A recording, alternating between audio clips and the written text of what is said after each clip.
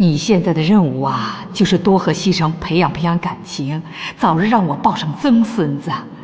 怎么样？我这个要求不过分吧？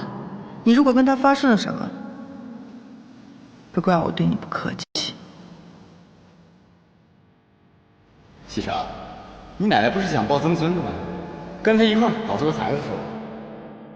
在我们乡下，女人只要有了孩子，啥都管不上你了。